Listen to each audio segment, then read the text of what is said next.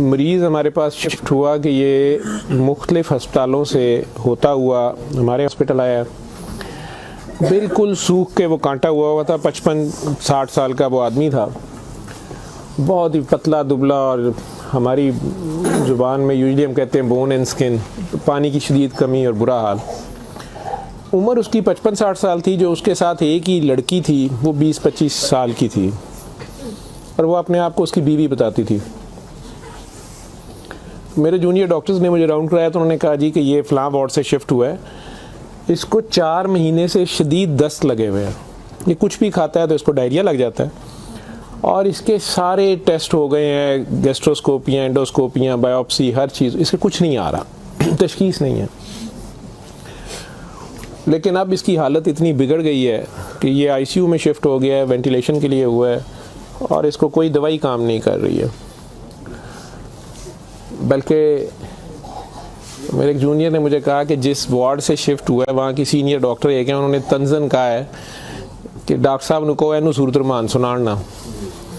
तो ना तो टेस्टों में कुछ आ रहा है और ना कुछ आ रहा है, 4 माह से ऐसे है। तो जो हिस्ट्री होती है, हम जो डॉक्टर्स कॉमन चीज़ें होती हैं वो सारे पूछते हैं।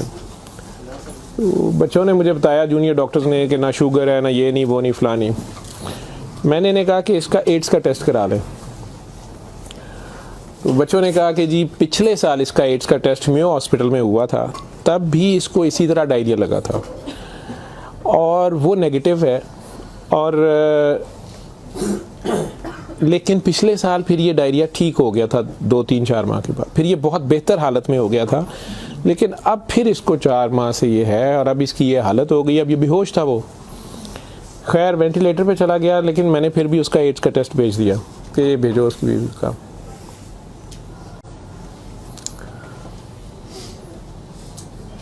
सूरा रहमान हमारे आईसीयू में वैसे ही लगती है, सुबह दोपहर शाम, कई बार मिस हो जाए, दिन में कम से कम एक बार ज़रूर लग जाती है। कोई ना कोई डॉक्टर नर्स ड्यूटी अपनी समझ के इसको लगा देते हैं। वो भी लग रही थी, सारे पेशेंट्स थे। जहाँ तक जितनी मेरी याददाश्त साथ देती है कि तीसरा दिन था तो मेरी जूनियर डॉक्टर का मुझे फ़ोन आया, बड़ा पैनिकी। उसने कहा कि सर ये पेशेंट जो है इसकी हालत तो ख़राब ही है, वैसे ही है, बेहतर नहीं हो रहा ये वाला पेशेंट, इस पर अचानक एक चेंज आई है कि ये सूरा रहमान जब भी लगती है, मैंने नोट किया है, लेकिन नर्सेज सुबह से बता रहे थे, लेकिन मैंने ये नोट किया अब कि जब भी लगती है इसके नाक और मुंह से वैसे उसके पाइप डाला हुआ था, फेफड़े, हम सांस उसको मशीन, सांस वाली मशीन से जो है ना वो उसके लिए पाइप डाला हुआ था, नाक में भी एक नाली थी मैदे के लिए, बेहोश था। उसने कहा जी इसके नाक में से सुंडियां उबलना शुरू हो जाती हैं बाहर को, और नर्सेज इसके ऊपर ड्यूटी करने से तंग हो रहे हैं। तो अब शक्कर एक मशीन होती है जिससे हम मरीज़ के अंदर से एक बलगम निकालते हैं जो नेगेटिव प्रेशर से सक करती है। तो सर इसको हम सक करते हैं, लेकिन ये नहीं समझ आ रही कि ये कहाँ से आ रहे हैं। मैंने कहा इसके मैदे से खींच के देखें, उन्होंने कहा जी उधर से नहीं आ रहे। मैं कि इनकी सांस वाली नाली से आ रहे हैं, जी उसमें से भी नहीं आ रहे। लेकिन जब सूरा रहमान बंद करते हैं ये ख़त्म हो जाते हैं, ये बाहर नज़र नहीं आते। यहाँ हमारी हड्डियों में खाली जगह होती है, उन्हें हम साइनस बोलते हैं डॉक्टर्स। तो मैंने कहा यार फिर इसके ये साइनस से आ रहे हैं, और मेडिकली हम इसे मैगट्स इन्हें कहते हैं हम।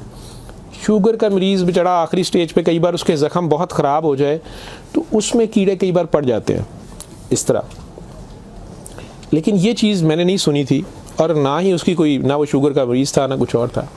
मैंने डॉक्टर साहब से कहा कि आप जो है ना इसका ये तो अब एंटीबायोटिक्स जा रही हैं, सारा कुछ जा रहा है, वैसे इसके एड्स के टेस्ट का पता करें वो कब तक आएगा।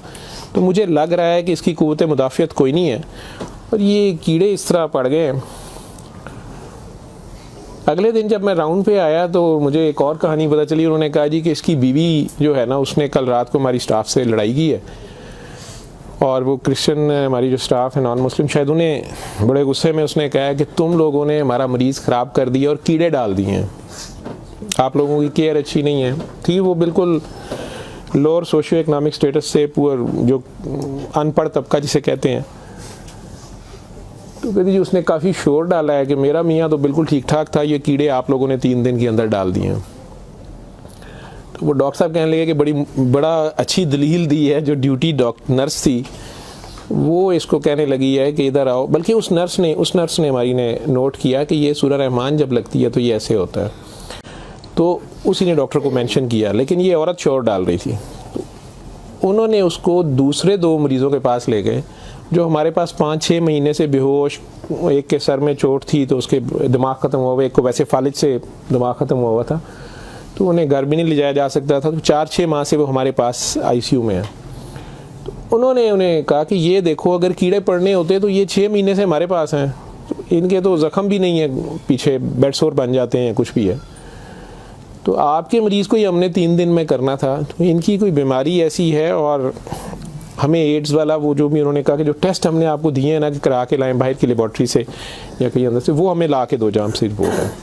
उसने कहा जी वो काफ़ी वैसे एग्रेसिव है, तो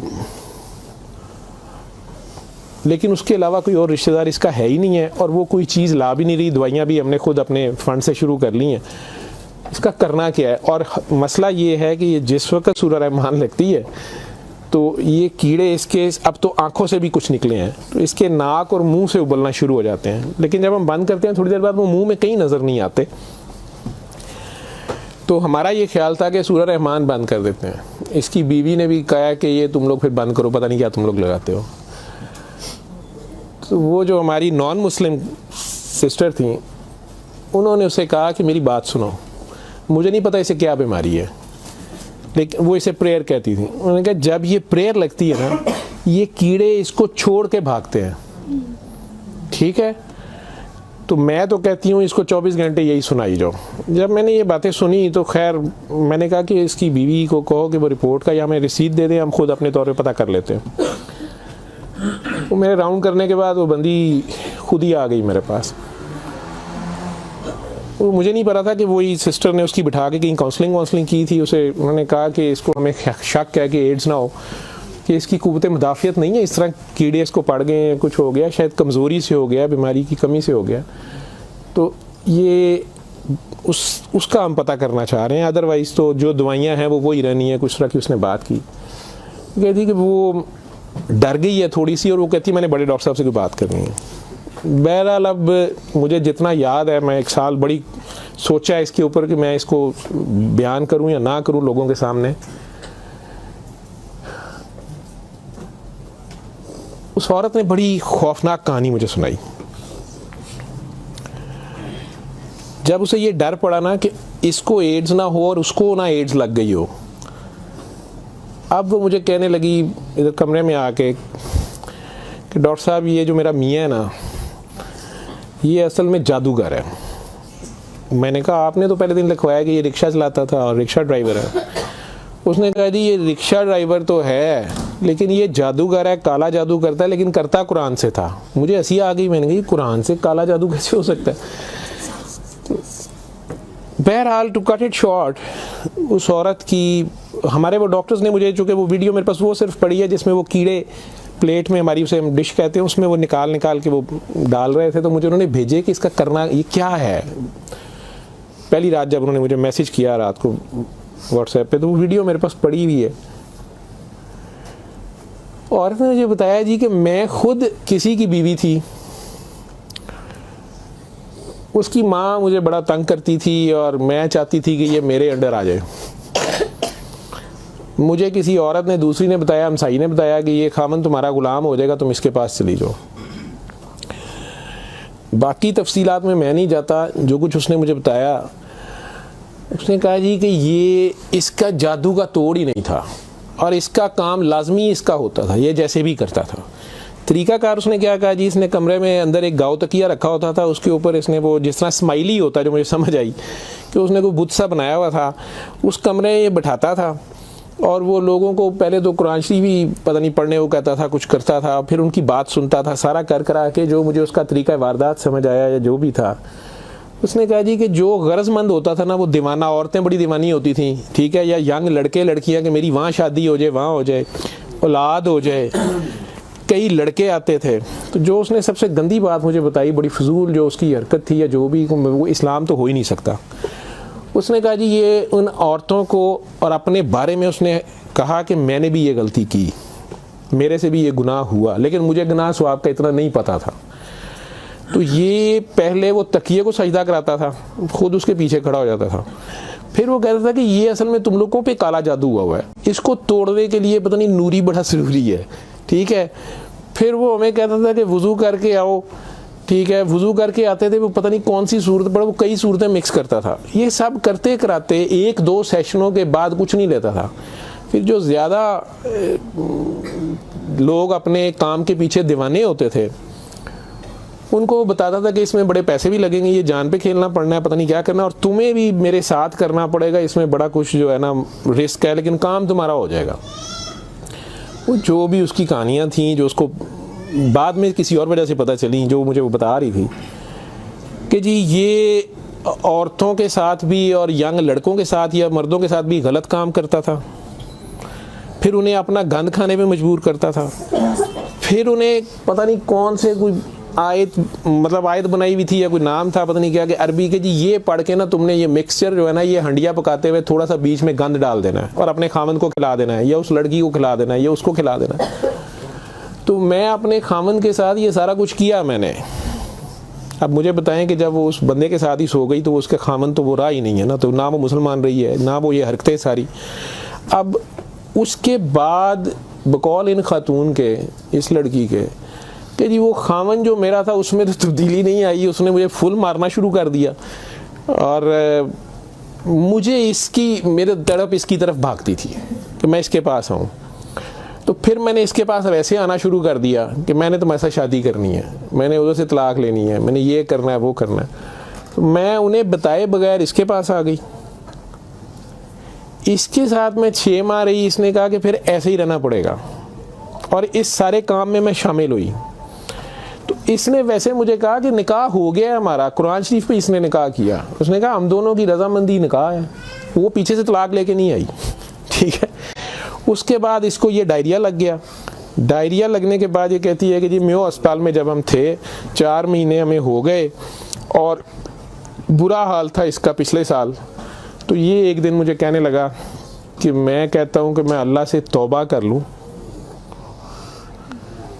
अल्लाह मेरी जान बख्शी कर दे, तो मैं तौबा करूँ और मैं ना अब रिक्शा ही चला के उसमें जितनी रोटी रोज़ी होगी तू मेरे साथ गुजारा कर लेगी,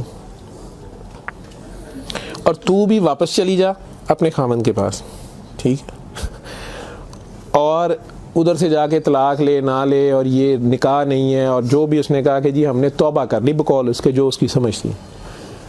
ये कहती है जी मैं वापस गई, मेरे खामन ने फिर मुझे मारा। उसने कहा मैं तुम्हें तलाक दे चुका हूँ, तुम मेरी तरफ से फारिग हो, तुम कहाँ से आई हो, ये आई हो, इतनी देर बाद आई हो, जो भी आई हो। खैर मैं फिर वापस इसके पास आई। ये कहती है कि जी वो मैं कोई 48 घंटे बाद, शायद 2 दिन बाद वापस आई है। देखो मैं अस्पताल थी, डॉक्टर बड़े हैरान सन, ये पेट से ठीक हो गया सी, यदि टट्टियाँ रुक गई सन। उन्होंने क्या दवाई फलानी माफक आ गई है, फलानी माफक आ गई है। तो ये अपने पैरों पे खड़ा हो गया। अगले कोई 10-12 दिनों में उन्होंने छुट्टी दे दी। फिर ये मुझे मस्जिद एक में लेके गया, वहाँ हमने निकाह किया, ठीक है। निकाह किया, ये रिक्शा चलाना शुरू हो गया। तो डॉक्टर साहब 6 महीने इन्हें बड़ी मेहनत की थी, रिक्शा भी चलाया, मैं भी कदे सुखी गिली खांदे सा चंगा भला सी। पर डॉक्टर साहब दुनिया बड़ी जालम है, यदि शोहरत सी दुनिया पिछे पैंदी सी, कहना सी मैं काम छड़ छड़िया है। डॉक्टर साहब हूँ फिर एक बच्ची आई, तो बड़ी सोहनी सी, वो बड़ी रोंदी सी, ਉਹਦਾ पता नहीं की मसला सी। डॉक्टर साहब ने ਉਹਦੇ ਨਾਲ फिर वही काम शुरू कर लिया। इन्हें फिर वही काम शुरू किया। मैं ਇਹਨੂੰ पहले कहती रही हाँ, लेकिन डॉक्टर साहब ਇਹਦੇ 'ਚ पैसे बड़े आते सन। ਉਹਦੇ बाद हूँ 4 महीने तो ये इसकी ये हालत है, और अब ये बेहोश है। अब मैं अल्लाह से तौबा करना चाहती हूँ, अल्लाह मुझे माफ़ कर दे, मुझे तो समझ नहीं थी, तो मुझे माफ़ी ले दें, और इसका अब क्या बनेगा और क्या नहीं बनेगा। मैंने ये काफ़ी बीच में से सेंसर करके आप लोगों को सारी बात सुनाई है।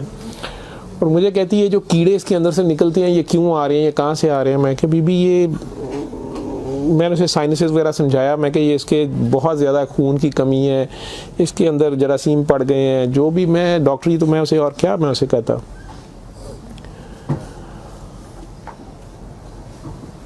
और उस वक़्त सारी बात सुना के तो उसने वो रिपोर्ट अंदर से निकाली, और मुझे कहती है जी ये रिपोर्ट में तो इसको HIV की रिपोर्ट थी, कि जी वो ਉੱਥੇ ਰਿਪੋਰਟ ਵਾਲਿਆਂ ਮੈਨੂੰ ਕਿਹਾ ਹੈ ਕਿ ਡਾਕਟਰ ਸਾਹਿਬ ਨੂੰ ਫੌਰਨ ਜਾ ਕੇ ਦਿਓ, ਤੇ ਤੁਸੀਂ ਉਹ ਲੈਬੋਰਟਰੀ में कहीं पूछती रही, तो उन्होंने कहा जी ਤੁਸੀਂ ਉੱਥੋਂ ਜਾ ਕੇ ਪੁੱਛੋ। ਤੇ ਮੈਂ ਦੱਸਿਆ ਮੇਰੇ ਖਾਵਨ ਦੀ ਆ, ਮੈਨੂੰ ਦੱਸੋ, ਉਹਨੇ ਕਿਹਾ ਤੁਸੀਂ ਆਪਣੀ ਵੀ ਕਰਾਓ। ਤੇ ਡਾਕਟਰ ਸਾਹਿਬ ਇਹਦੇ ਰਾਤ ਦੀ ਮੇਰੇ ਕੋਲ ਹੈ, तो मैं मैनू तो नहीं बीमारी होएगी, मैं सूरत रहमान सुन ला। मैंने कहा जी आप भी सुने, 7 दिन सुने, मैं आपको क्या कह सकता हूँ। 1 दिन वो और जिंदा रहा, बंदा मर गया, आखिर तक उसके कीड़े वो आते रहे उसी तरह। जब भी वो सूरह रहमान लगती थी वो ऐसे होता था जैसे उबलते थे बाहर को, नाक से उसके, मतलब वो 1-2 नहीं होते थे कि जिन्हें आप पकड़ के साइड पे कर दें। मैंने बताया ना कि वो शक्कर मशीन रख के, तो उससे वो शक्कर में हम शक करते थे उसको सारा, वो मशीन में जाते थे, लंबी सुनिया उसकी नाक से मुंह से। और आखिर में वो औरत भी उसकी डेड बॉडी लेने में भी तैयार नहीं थी। नहीं जी ये मैं इन्हू कितने दबांगी, ये वो, मैं नहीं अब इसको, ये तो आप नहीं लेके जाना, हम हॉस्पिटल से हम और क्या कर सकते हैं।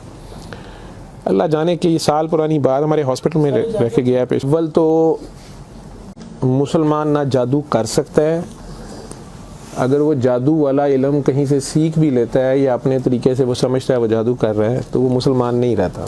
एक चीज़, कुरान को ही लोग मिसयूज़ करते हैं, नापाक हालत में गलत तरीके से बड़ा कुछ करते हैं, और कई बार हम नासमझी में भी अपना खसारा बढ़ाते हैं, हमें समझ नहीं होती और हम कुछ चीज़ें करते हैं।